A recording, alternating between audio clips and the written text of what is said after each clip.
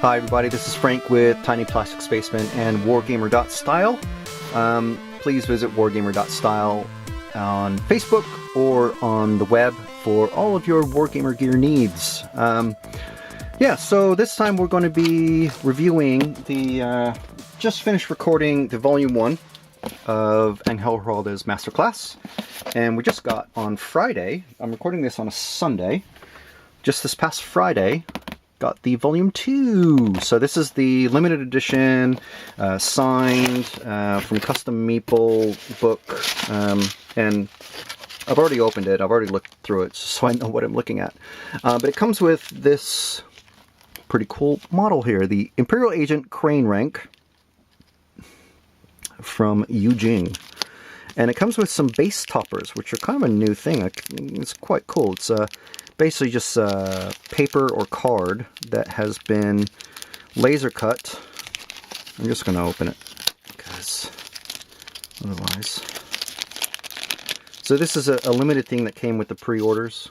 So it's kind of neat. Well, I mean, it's pretty neat, I must say. It's a pretty neat concept. Rather than doing expensive resin stuff, this is just cut from laser card. So, like Volume 1, Volume 2 came with a model. I don't think this is like a super limited one. I don't know if you're going to be able to buy this, but if someone lets me know in the comments or something like that, I'd be happy to put it in the video itself. So, anyway, having just been released, the first thing I noticed with this is that it's a much thicker book, for one. And that's not just because it comes with like this little gatefold thing on the inside. It's a much thicker book. So there's Volume 1 and Volume 2 next to each other. Volume 2 is the one we just got. Yeah? So it's a lot thicker. So there's a lot more content in it. So... Now, I follow Angel on Facebook and Instagram. Obviously, he's got all of his stuff here. Don't really do Twitter, really.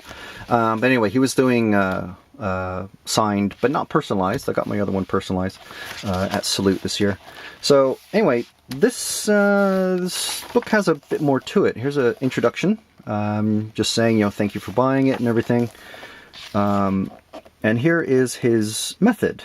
Basically, zenithal, gray, white, and black primers, highlights and shades, and here's where he shows you examples of lighting. He does a lot of non-metallic metal. There's a little bit about color theory, which is a very valuable thing to learn, or at least be familiar with. And I don't mean that these three colors make up all the other colors. I mean what colors to use to shade other colors and that sort of thing. So here we go. Harder and Steenbeck, that's who he uses. I thought it was, I couldn't place the Infinity name, but so he does use normal, what I call normal brushes, bristle brush, for extreme lighting, highlighting, glazes and that sort of thing. Speckling with the brushes, that sort of thing. Applying washes, of course. You can see he's heavily sponsored by Harder and Steenbeck, also Infinity, naturally, and Vallejo, because that's all he uses, those products, to paint the Infinity products. So here, basically, this is kind of something that I would have really liked to see in the Volume 1 book, because he's obviously really good with the airbrush, but there was hardly anything about, well, almost nothing about the technique of using an airbrush. Now you can learn a certain amount from actually watching videos and stuff like that online, from other YouTubers and whatnot, but this is where he, things like this, like what effect adding more layers of color does over, compared to fewer layers. That sort of thing. That's a really nice thing to have. Now, and this here is, I thought this was a really nice thing here. Is the first position, priming a model, high control model, and even more control. And he's telling you, pull back 70%, press down 70%, pull back 15%, press down 50%. If you want to do a spatter effect or stippling, there's a way to do that. Cleaning it. And this is all, some of this is a lot, quite basic, but it would have been really handy to have or know from the first book. If you're not, if you're like, oh, I want to copy his technique, how do I do it? So, and you're not familiar with an airbrush. So, the first thing he dives into for techniques is the non-metallic metal, and using basically dark gray, white, sort of a royal dark blue, and black. And that's how he starts and gets this sort of effect. And then you go over it with, well, no, this is a golden one. It's different, sorry. So it's heavy brown, heavy gold brown, and then a mix of gold brown and white, and then black and ink, and then outline the edges with white. So there's various ways, and there's the colors there. Weathering, it gets a lot more into weathering in this one, which is pretty good to see, because there's only, I think, only one weathered model in the first video. And here he talks specifically about the pigments that he uses, which is pretty good. And then this is quite interesting, I thought. Obviously, now again, he is the studio painter for Corvus Belli and Infinity. So you can see here, this is a Corvus, basically it's a Corvus Belli product that's put out by Angel. And of course there's the Vallejo logo. So the rest of the book is basically how to paint all the various factions of Infinity.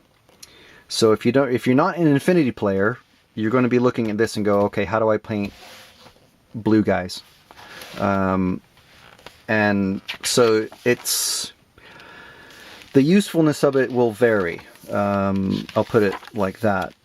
It's still really good info, because how do you get this like nice smooth flowing effect here, and all these tips, like using the plastic film to hold a model so you don't rub off the paint. That was in volume 1. And so I do like that this has a lot more detail to it than volume 1. But it is specifically for Infinity players, basically, or Infinity painters. Now, if you're experienced or confident enough to attempt to say you want to do ultramarines, and you look at these guys and go, well, I don't want to do a blue that light, I want to do a much darker blue. A lot of people want a step-by-step on how to do ultramarine blue. And you can buy, yes, probably Angel would rightly say, go buy the GW painting guide then, in that case, or, watch one on YouTube. But if you want to do like a super, I don't know, like a super crisp, in this style, but ultramarines with a darker blue, it'd be nice to go, okay, well, I don't want like a really, really bright blue like this. So, it's, I don't know, I'm trying to not say it's useless for anyone who doesn't play Infinity. But if you do want to use it for anything non-Infinity, you just have to have the confidence to go, okay, well, I'll just use a darker blue here, I guess is what I'm saying. I'll use a different color here, and I'll use, a different shade of wash here, that sort of thing. The techniques are great. I will say that. If you look at these, the techniques are really, really nice. Here he's doing non-metallic metal on a motorcycle, and he ends up with this sort of effect, which just looks awesome. Looks like chrome, but it's not metal. Non-metallic metal is like huge at the moment. It's really come back in a big way, stylistically for model painters. So here he's, this is a good one on how to do faces. It doesn't have to be Asian models. It doesn't have to be Eugene. It can be any 28mm scale model, doing faces. So you just have to, a lot of people like to have the exact step-by-step, what if you don't use Vallejo stuff? What if you don't use Harder and Steenbeck airbrushes? It doesn't matter in many cases, as long as you have, good paint, like, if you're a GW guy and all you have is GW stuff, then the Citadel air paint or the Forge World airbrush paint. It's, you just have to be happy to experiment a bit. But if you're shelling out money for a book, you don't want to necessarily have to experiment. So it's, if you're an Infinity player, basically, if not wrapping up the review, there's still lots of the book to go. But if you're an Infinity player and you're familiar with the airbrush and you want to paint the exact studio model style with the the correct colors and everything, go for it. Get this book. But if you're not, it's hard to recommend. I'll put it like that. There are some, there's lots and lots of really good stuff in here. He uses lots of liquid mask, as we showed in the Volume 1. This I thought was quite good, because sometimes I struggle with my bases. He just primes it in black, medium brown, and then it's, I believe it was heavy dry brush, lighter dry brush, and then paint the rocks, and then a wash, and then another dry brush, pigment wash, and another pigment wash, and you're done. So that's how we ended up with, where's the finished model? That's how we ended up with basically this sort of look. So yeah, it's pretty good. Now this is Nomads. I'm not familiar with this, these guys. Now here he's got some Camouflage, which is pretty cool. Which is, this is pretty nice technique. I didn't look at this deeply the last time. Starts with the dark and works up to the light, which is a standard sort of way to paint camo. Whether you're doing historicals or whatever. It's pretty good. And obviously, gorgeous models and gorgeous paint jobs to go with them. Here's another base. It starts with brown and then it goes to, oh, I see, yeah, it's the, so, yeah, it's, and these are one of my favorites, Aleph. I actually have they all look pretty awesome, I think. I have a starter pack of Pan Oceanus somewhere. Actually, yeah, they're right there next to me. So here's another thing about the base. So you get a bit of stuff about the base. Obviously, he's not a diorama guy, so he doesn't dwell too much on that, but the information's there if you want to use it. Yeah, so I think that is about it. I think, in the end, like I said, here's some more stuff about the faces. This is a bust, so obviously it's a bit bigger face. But, yeah, I mean, for me as a painter or someone who wants to just keep learning stuff, it's pretty good. I would say, it's probably going to be worth your money. If you're an Infinity player and you use the airbrush, and especially if you use Vallejo paints, it's definitely worth your money.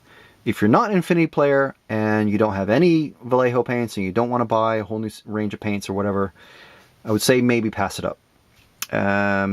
But in general, I'd say it's a pretty good book. You can learn a lot from it. And especially if you, if you do anything in the area of Infinity, I would say it's a must-buy. Otherwise, you're going to have to think about it. And, if you can, just rewatch the video or flip through a friend's book, or see if you can find it in a store somewhere. So that is the review for Angel Giraldez Masterclass Volume 2. Thanks for watching all the way through. Hopefully you did. This has been Frank with Tiny Plastic Spaceman. You can find us at tinyplasticspaceman.com. We're also Tiny Plastic Spaceman on Facebook, and we're also on Instagram, TPS Painting Studio. And my new thing is wargamer.style. You can find us wargamer.style on Instagram and on Facebook. So at the moment I'm at wargamer.style on Instagram, but I think we're going to take out the dot because it's maybe a little confusing. I want to keep it the same. So anyway, there we are. Please check out my websites. I put links all over the place, so please check them out. And don't forget to like and subscribe. There's the subscribe button down there, and there's also a button up here probably. So hopefully you've enjoyed that, and we'll see you in the next video. Thanks for watching.